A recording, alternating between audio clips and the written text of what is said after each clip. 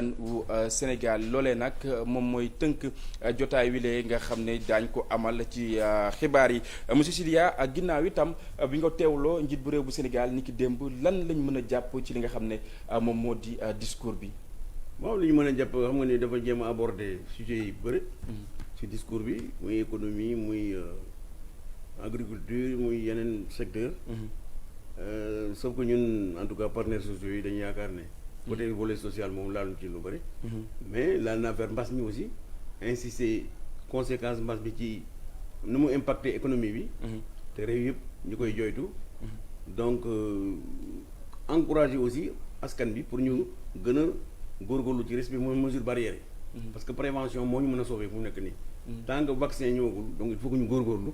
pour ñu mën a def prévention pour que véritablement. ndax ginnaaw ab taxaw seetlu doguma la waaye bi mbas mi duggee ci réew mi ba tey guléet ñu am lu tolloog ñaar téeméer ak ñaar fukk ak ñeent ci ay cas positif mu mel ni lu ni mel mi ngi doog a am ci réew mi bi mbas mi ganasee ba tey. nombre de cas yi nga xam ne am nañ ko ni ki démb.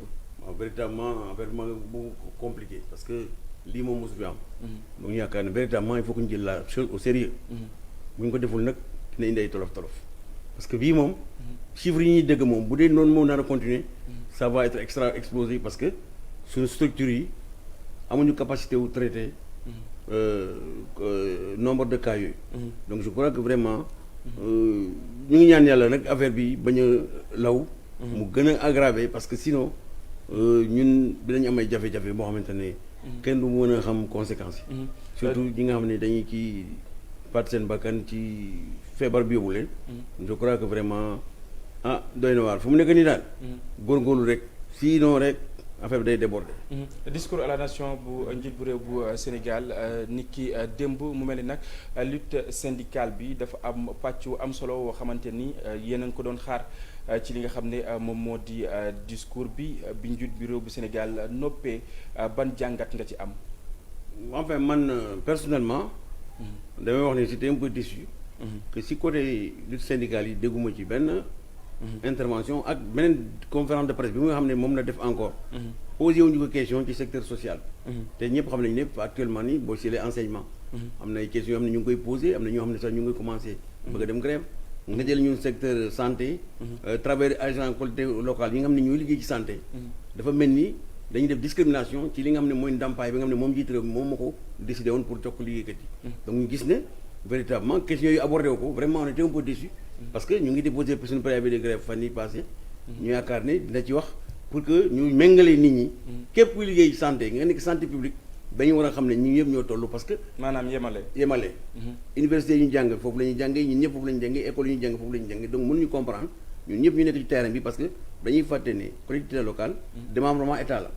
donc bu fekkee ne am na lu ñëw muy avantage ci personnel santé publique war nañ ko mën a jox ñëpp mais dañuy jox ñi bañ a jox ñi. ensuite ku ma am ndey ku ma amul ndey ensuite am na ñoo xam ne personnel ASC. agent de santé communautaire ñoom dara.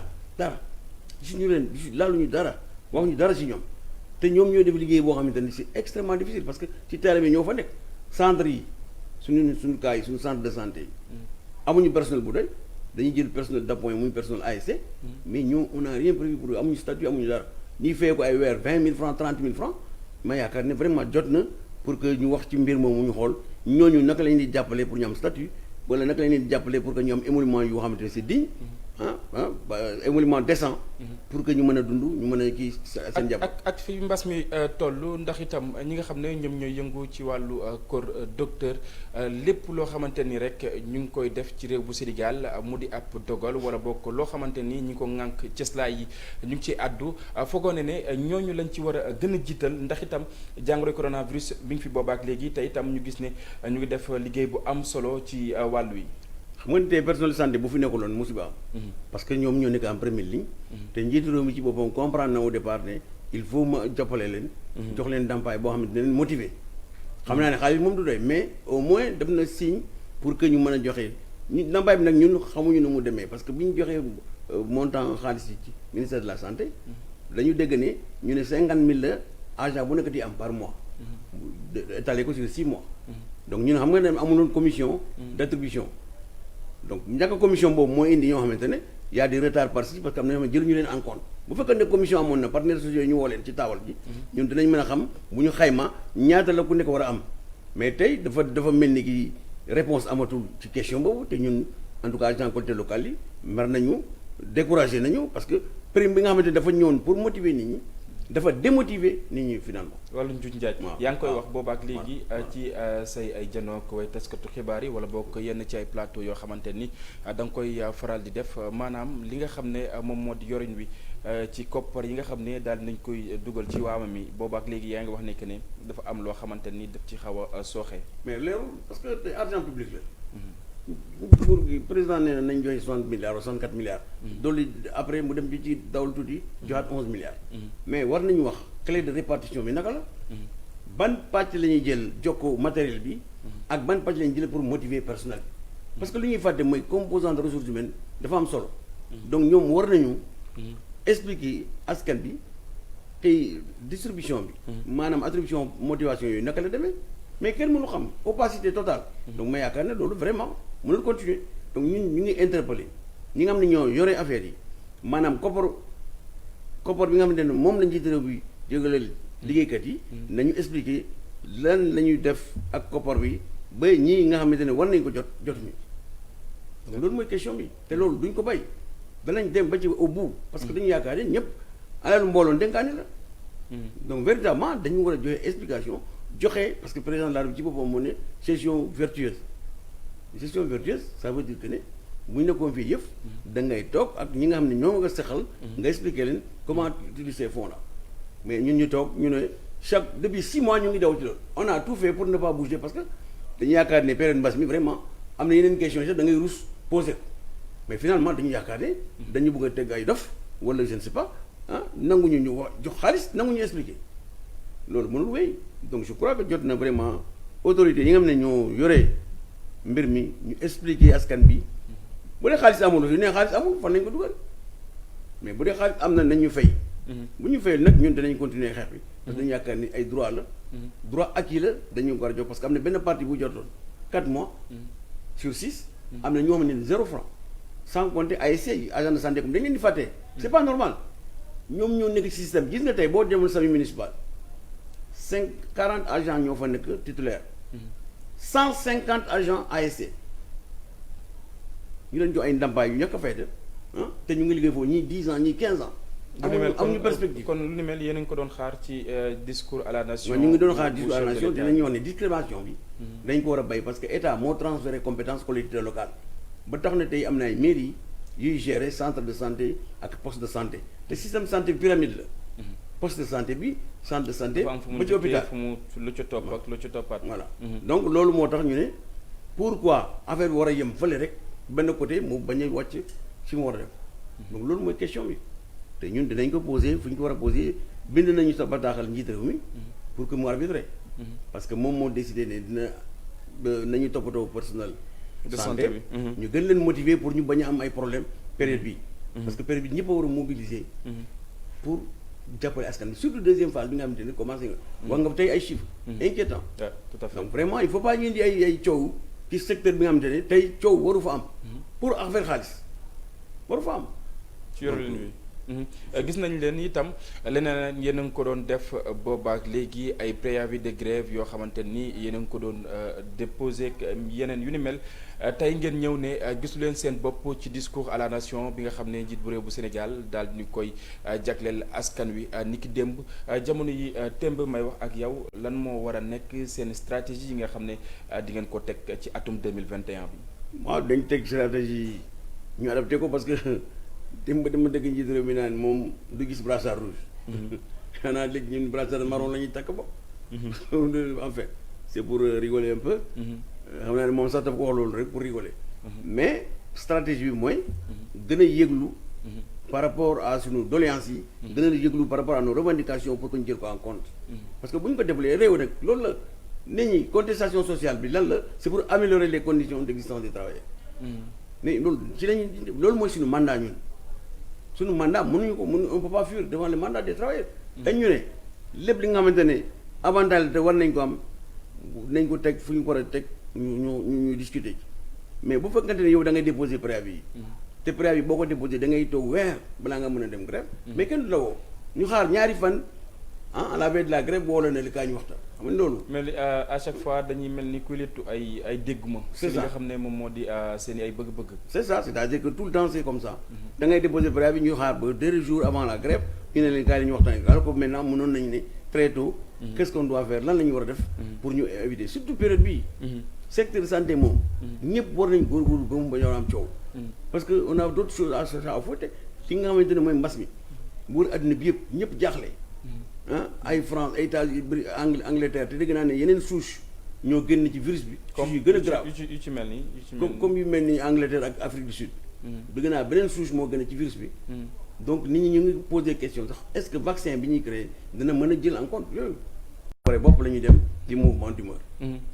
ci jamono yi nga xam ne ñu ngi wax lu soxal ñaareelu vague fii ci réew bu Sénégal yow nga yëngu ci wàllu kër docteur ñu bëri xam la si en tant que professionnel boo xamante ni mi ngi ciy yëngu ban gis-gis wala boog lan la réew bu Sénégal war a teg ñu daal di moyu wala boog njuy mbir mu ni mel ndax itam boobaak léegi ñu ngi koy wax dañoo dugg ci at yu yees yaa ngi koy wax sànq laataa ngay toog yaa ngi ñaan mbas mi bañ ñoo topp ci atum 2021 2020 ku nekk xam na ne mbas mi lim ci jot a def doomi aadama yi nga xam ne jot nañ ci dëddu bari na jamono yu ñuy wax ñaareelu vague lan lañ war a teg ci loo xamante ni war nañ koo mën a fent. waaw donc je crois que war nañu gën a vigilant.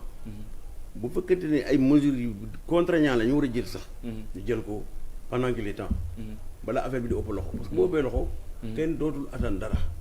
donc je crois que mesure barrière yi comme ni ñu ko waxee aussi. à un moment donné dafa ne relâchement mu amoon ñëpp reconnaître defe naa ne ñooñu autorité sax reconnaître nañ ne relâchement am dañuy ne mbas mi amatul extra. ba am na ñoo xamante ne dañuy dagay ñoom ci tali bi du ñu takk masque. du ñu takk masque tout à fait. donc loolu aussi je crois que loolu mooy indi alors que prévention. vraiment yomb na takk masque raxas seen loxo booy sëqat nga def sa coude bi je crois que loolu bu ñu ko defee mooy solution bi. parce que tey virus boo xam ne doo ko gis. xamoo fu mu nekk. xamoo foo ko jël boo jëlee les cas contact doo xam lu mu demee. donc vraiment bu ñu la nee yow da nga war a aar sa bopp ku nekk yaa nekk sa soldat bopp. d'abord yow da ngay protéger sa bopp protéger ñi nga xam ne ñoom sa jege ñaale. maanaam say njaboot. say xarit. donc loolu vraiment nit ñi war nañu comprendre loolu te autorités yi mesures yi yoo xam ne ñoom ñoo ko war a jël. il faut ñu comprendre leen aussi. defuñu ko pour toroxal nit ñi wala restreindre liberté yi. dañ ko def simplement pour que. véritablement ñu bañ a contaminer le maximum de population boobu on a ay Afrique ay 1 million de contamination ay yooyu yow bu ñëwee Sénégal bi lu ñuy def fan lañ ko def leen di dugal tey les capacités hôpitaux Afrique sud africains gis naa ne capacité certaine capacité dafa débordé mais ñun am ñu capacité centre yi ñu ubbi woon bu fekkee ne dañu ko ne bu centre yi feesee fu ñu jëm à un moment donné xam ngeen ne fii premier vague bi demoon nañu ba di louer hôtel yi di yow malade ci hôtel yi ba à un moment donné mënatuñu ko donc je crois que vraiment na ñëpp góorgóorlu xam ne d'abord war di suivre actualité parce que chaque jour ministère de la santé dina def communiqué pour joxe niveau. mais ñu bëri dañu dem ba dañ koo xaw a soofantal ñenn ci askan wu Sénégal ndax itam dayo bi nga xam ne joxoon nañu ko tey jii fu 10 heures jotaa woon ñu bëri toog ci télé yi wala boog jàpp seen ay rajo ngir xool mbas mi ak tolluwaayam ci mim réew mais ñu bëri jamono yi may wax ak yow dañ koo xaw a fënatal.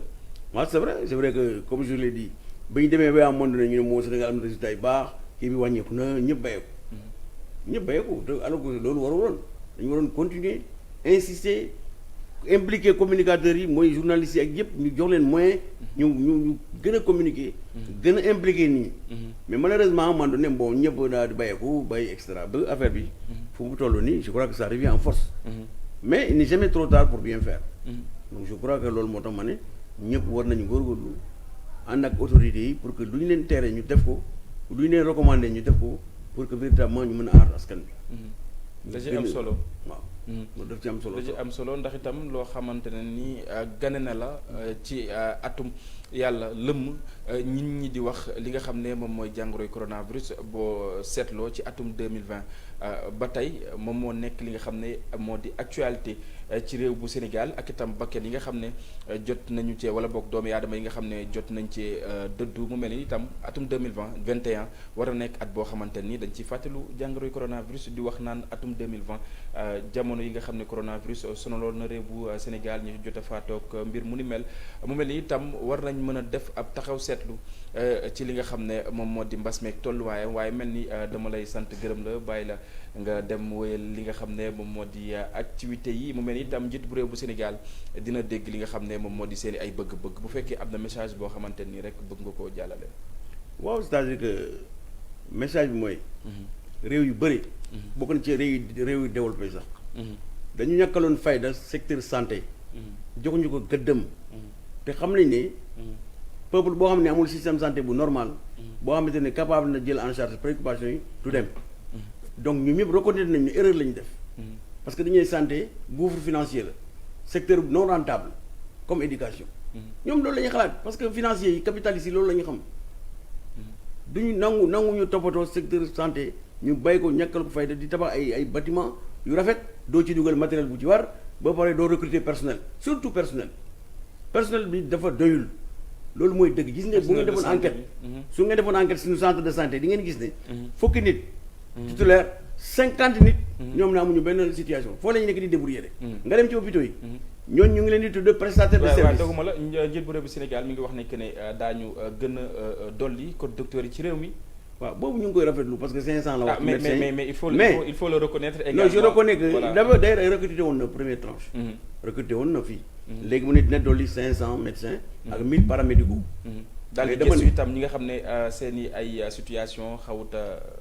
voilà daal di gëstu contractuels yi nga xam ne ñoo ne commencé di leen régulariser parce que ñun dañuy ko ne woon plan bi ñu war a tëral mooy am na ñoo xam ne ñu ngi contractuel depuis 5 ans depuis 10 ans ñu ngi nekk ci àll bi ñu privilégié ñooñu bu ñuy recruter pour que véritablement bu fekkee ne dañuy def contractualisation ñu contracté ñu bees mais ñi nekk ci système bi déjà ñu mën leen régulariser parce que sinon doo am perspective de carrière retraite bi à la retraite bi fooy dem bu dee amuloo contrat bu donc je crois que loolu effort la yoo xam ne mu ngi ko def mais pour man dafa war a gën a def effort bi parce que c'est insuffisant bu ñu defoon étude xool déficit personnel bi danañ xam ne li ñuy def 1000 personnels c'est vrai que boo ko déggee bare na mais vraiment c'est largement insuffisant parce que tey secteur bi lu mu laaj mooy ay recrutement massif personnel pour que véritablement ñu structure yu bees yi nga xamante ne ñu ngi koy tabax muy 4 ou 5 hôpitaux yi mu cité démb pour ñu mën leen fonctionner il faut que mu am personnel mais boo tabaxee ay bâtiment amuloo personnel ba pare équilibré régions yi en diggante régions yi ak Ndakaaru parce que finalement ñëpp fii la ñu bëgg a toog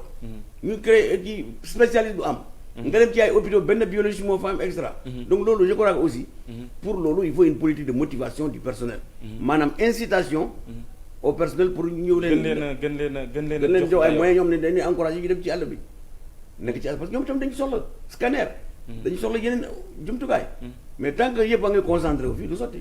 jërëjëf voilà jërëjëf ñu koy sant di ko gërëm may fàttali rek ne Sidya Ndiaye la ñu doon dalal ci suñu jotaayu xibaar yi moom mooy secrétaire général bu FGTS ñu gën koo xam ci fédération générale des travailleurs du Sénégal monsieur Sidya Ndiaye ñu koy sant di ko gërëm ñu woyal xibaar yi mbokk yi xam ngeen ne niñ koy faral di defee at bu yàlla sàkk yéen a ngi dégg bébé de l'année mu mel nag ca diwaan bu Ndar Géej nemmeeku nañ fa mbir mu ni mel way jur yeeg dëkkandoo yeeg am di jàmm yi ñëpp am ak mbégte ci looloo nga xam ne daal dinay am ca seen ak diwaan ñu teewlu ka nga xam ne moom moo yoroon seen ak kàddu Ousseynou Diop ak Habib Seck ñoom ñoo ko taataan ñu teewlu. annuel boo xamante ni chaque année dañ ko teg pour commencer bébé de l'année ak arbre de Noël bu ñu commencé 2 millions ku ci fekk si baax na donc ku ci fekk siwul aussi ñu def lu ñu mën rek donc di ñaan yàlla na ko yàlla pérenniser que population bi jàpp si ku am benn ballon ku am benn poupée ku am benn saagu couche ku am benn saabu yëpp bëgg nañu bañuñu dara na ko yàlla def ñun commencé nañu bi ñuy commencé 2007 la te suñu ay propres moyens la ñu defee woon donc ñu ngi ñaan daal cap bébé de l'année bi mu doon bébé de l'année bu am njëriñ ci waajuram yi mu nekk bébé boo xamante ni day màgg ci jàmm ak salaam ci santé di ñaan waajuram yi yal na leen yàlla defal jàmm di souhaiter bonne et heureuse année à l'ensemble de la population à monsieur le maire au conseil municipal ak ñëpp ñi nga xamante ne daal ñu ngi ci dëkk bi ñu ngi leen di souhaiter bonne année. leneen loo xamante ni nag dañ koy faral di nemmeeku ci weeru décembre 31 décembre xam ngeen ne ndaw yu bari dañ daan faral dem ci yenn ci ay barab ngir daal di taal li nga xam ne moom moo di ay pétard ba tax itam suñu ay ndaw doxantu nañ dem xool yi fa nga xam ne fan la ñu koy jaayee li ci gën a bëri mu mel ni nag jaaykat yooyee mu mel ni pétard ya bari nañ waaye itam nit ñu ko jënd la ñu gisul Maymuna Njaay ak Thierno Laurent Mendy ñoom ñoo demoon def gëstu boobee. waxtu bi musaana jot boo ñëwee ci Astu Caam dafay fees dell ki nit tey jii palaasam soppi xar kanam li ko waral rek mooy limu nit ñi nga xam ni am nañu feebar bi di mbas mi coronavirus di gën di law. am na ñu doon ñëw ñu bari daan jënd. du boobu la élément lañ leen bëggoon a digtal ñuy wax rek ci li nga xam ne moom moo di jaayuk pétale yi nit ñi nga xam ne ñoom ñoo ko daan faral di jënd at yi ñi weesu ak atum ren bokkul ndax itam mbas mi gane na ci réew bu Sénégal waaye itam ñuy aaye yenn ci ay ndaje fii ci réew mi bu fekkee élément boobee nag yemb na ñu daal di koy teg daal di dikkaat ci plateau bi. mu mel ni élément boobee dafa am ay jafe-jafe du ñàkk itam suñu yeneen jotaayu xibaar daañu ci ñëw nu mu gën a yaatoo mbokk yi ñu jaar fii itam yëkkati jotaay bi mu mel ni nag moom moo nekk jotaay bu njëkk ci atum 2020 ñeel li nga xam ne rek moom moo di xibaar yi ak rédaction bu télévision Futur Média sant leen gërëm leen dig daje bi ngoon incha allah daañu fi teewaat ngir jukki leen li nga xam ne moom moo fi gën a fës lu mooy loolee itam ñu leen di ñaanal jàmm waaye itam di leen ndokkeel ci atu yees wi nga xam ne moom la ñu dugg muy atum 2021 yéen ñi nga xam ne yéen safo télévision Futur Média fii rek daañu leen fi jox yenn ci ay xibaar yoo xamante ni dina wér te dina wóor mbokk yi sant leen gërëm leen jërë ngeen jëf